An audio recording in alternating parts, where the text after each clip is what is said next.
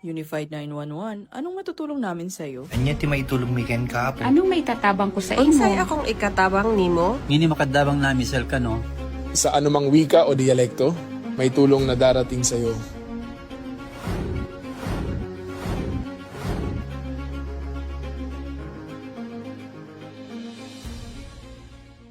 Lilingkod sa bawat Pilipino at magbibigay ng tamang impormasyon para sa tahimik at maayos na Pilipinas. Police News Network, alagad ng batas, tagapagtaguyod ng balitang pulis, sandigan ng mamamayan, patnubay ng katotohanan. La Campo Crame, maghahatid ng pinakahuling kaganapan at nagbabagang balita. Ito ang PNN Police News Network. At ngayon, ang inyong mga tagapagbalita. Magandang araw, bagong Pilipinas. Ako ang inyong alagad ng batas, tagataguyod ng Balitang Pulis, Patrolwoman Sari Bernales. Maghahatid sa inyo ng tamang balita, kwento ng pulis at serbisyo para sa mamamayan. At ito ang PNP News Online, ang pangunahing balita ng Police News Network. Alagad ng batas, tagataguyod ng Balitang Pulis.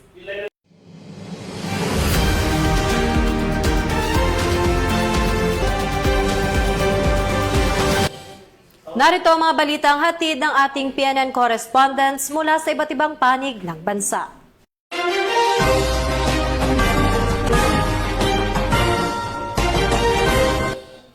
Mahigpit na seguridad ang pinatupad ng Philippine National Police sa bahagi ng COA Commonwealth Quezon City para sa SONA 2026.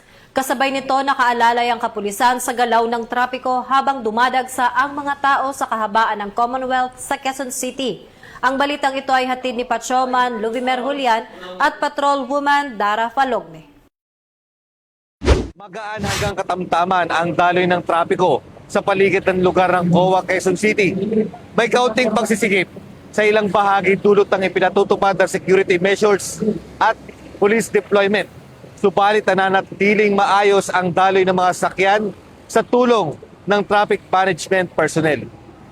Mula dito sa COA Quezon City, ako ang inyong PNN correspondent, Patrolman Luvimer Julian, alagad ng batas, tagataguyod ng Balitang Pulis.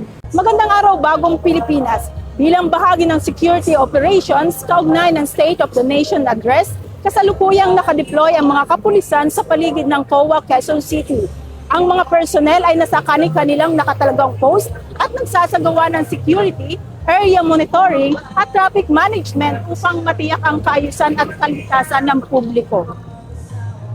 Mula dito sa COA Quezon City, ako ang inyong PNN correspondent, Patrolwoman Dara Falogne, alagad ng batas, tagataguyod ng Balitang Pulis. Bagong PNP para sa bagong Pilipinas, serbisyong mabilis, tapat at nararamdaman. Kaugnay sa State of the Nation Address o SONA ni Pangulong Ferdinand Marcos Jr., nagbigay naman ng health reminder sa mga pulis na nakadeploy sa SONA, gayon din ang mga makikiisa sa pagtitipon. Alamin natin ang detalye mula kay Police Major Joan Godfrey Gonzales. Ngayon sa ating health unit, kasama ang aming mga mobilities, ang aming dalawang ambulansya para magbigay ng support sa ating mga contingents ng Pro 4A dito sa ating SONA 2026. So, andito kami para magbigay ng health support para sa ating mga contingents as in case meron silang karamdaman na nararamdaman or magkaroon man tayo ng incidents dito na kailangan ng first aid. So, kung papansin niyo, we have two mobilities, no? One is for treatment, the other one is for evac. So, mga cases natin na kailangan nating dalhin agad sa ospital for mabilisang paglunas. Alright? So, ngayon, makikita ninyo po, meron tayong dalawang beds doon sa kabilang side na yon. So, just in case we need treatment, doon nga sa ating mga personnel, pwede natin gawin dito. Pero just in case na kailangan namin silang itakbo, itatakbo namin agad sila sa nearest hospital. So, tips para sa ating mga tropa na nandito sa field. So, let's not forget to hydrate because it's very important to hydrate kasi medyo mainit yung panahon. Stay shaded. Inaalaw naman ho ng mga commanders natin na nasa shade sila habang wala pang masyadong activity, no? And yun lang po, be very vigilant kasi syempre yung paligid natin medyo i-consider natin na medyo hostile para mas safe ho tayo. Yun lang para sa ating kalusugan at kaligtasan. Muli, ako po si Police Major Gonzales, ang inyong Chief Medical ng RMDU4A. Nagpadala ang Cavite Police Provincial Office ng 347 personnel sa Metro Manila. Ito'y upang tumulong sa pagpapanatili ng kapayapaan at seguridad sa SONA 2026 ngayong araw. Patrolman Erickson Mayor magbabalita.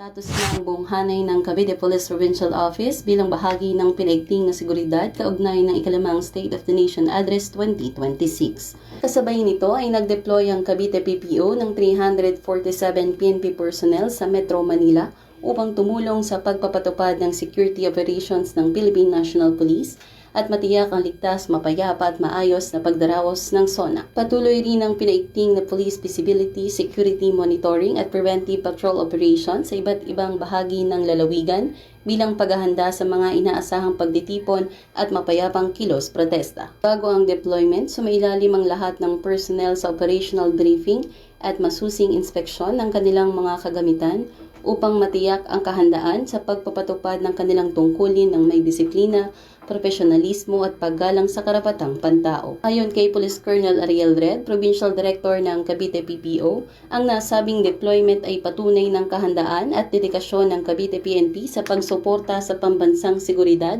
at sa pagpapanatili ng kapayapaan at kaayusan sa panahon ng SONA. Kasama ng buong Philippine National Police, nananatiling nakahanda ang Cavite Police Provincial Office sa pagtutupad ng tungkulin upang mapanatili ang kapayapaan, kaayusan at kaligtasan ng bawat mamamayan. Ito ang bagong PNP para sa bagong Pilipinas, serbisyong mabilis, tapat at nararamdaman.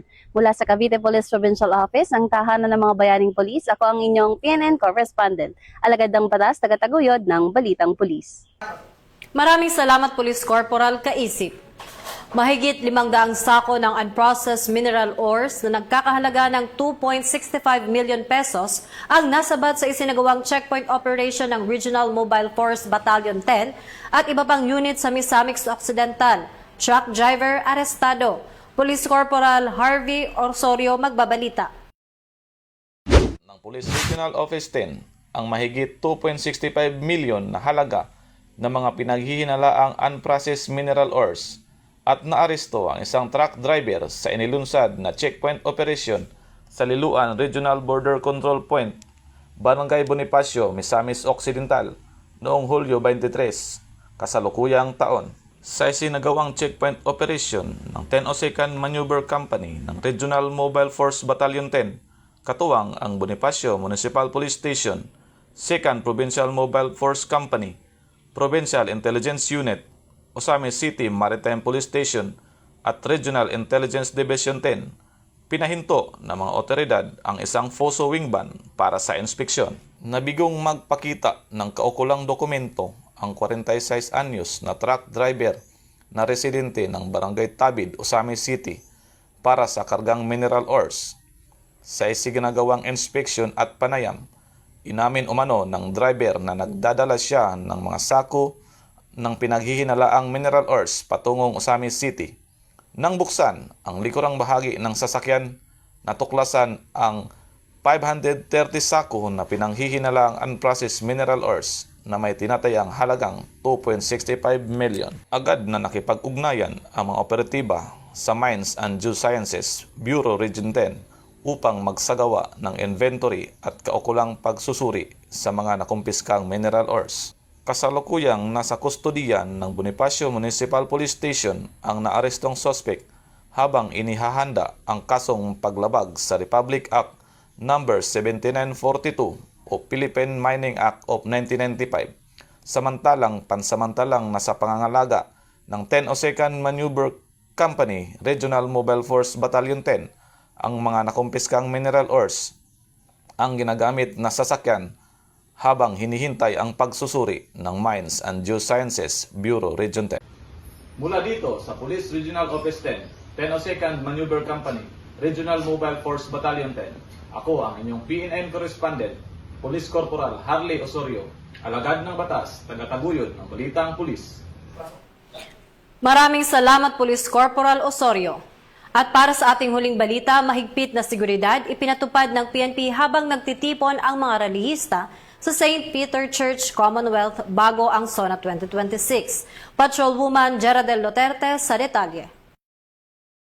Ngayon sa harapan ng St. Peter Parish Church kung saan unti-unti nang nagtitipon ang mga grupo ng mga individual na inaasahang dadalo sa pagpapahayag ng kanilang saloobin kaugnay sa gaganaping 5th State of the Nation Address ng ating Pangulong Ferdinand Bongbong Marcos Jr. Ayon sa mga otoridad, patuloy ang kanilang pagbabantay upang matiyak ang kaayusan at kaligtasan ng publiko sa lugar. Samantala, inaasahang isasagawa ng grupo ang kanilang pagtitipon ng mapayapa habang nakahanda rin ang kapulisan na magbigay ng seguridad sa buong aktibidad. Mula dito sa Commonwealth Avenue, ako ang inyong PNN correspondent, Patrolwoman Geraldel Duterte, alagad ng batas, tagataguyod ng Balitang Pulis. Bagong PNP para sa bagong Pilipinas, serbisyong mabilis, tapat at nararamdaman. Maraming salamat, Patrolwoman Duterte. At yan ang mga balitang nakalap ng ating PNN correspondents mula Luzon, Visayas at Mindanao. Bago po tayo magtapos, pinaalalahanan ng Philippine National Police ang publiko na manatiling mapagmatsyag at makiisa sa pagpapanatili ng kaligtasan sa mga pampublikong lugar.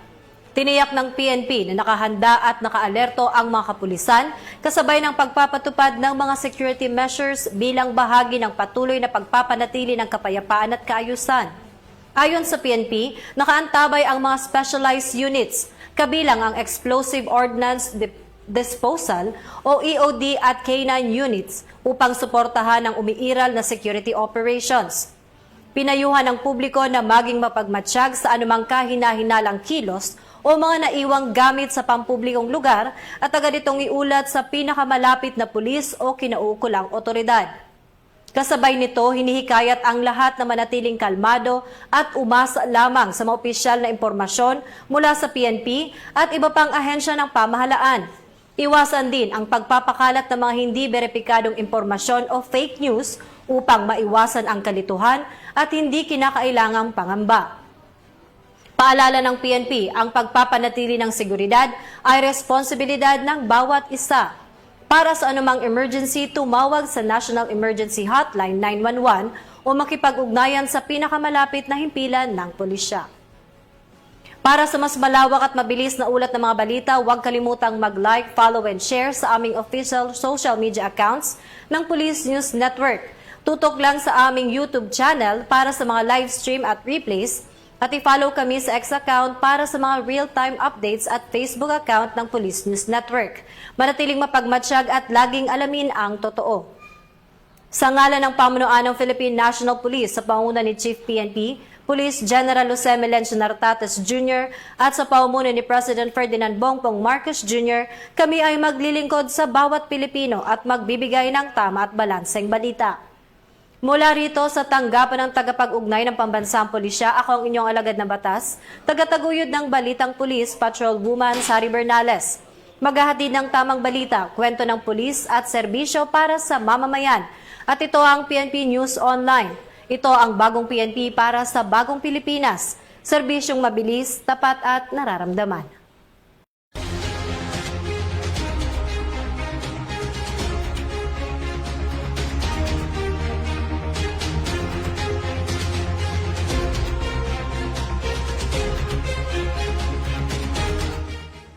Police News Network, alagad ng batas, tagapagtaguyod ng Balitang Pulis.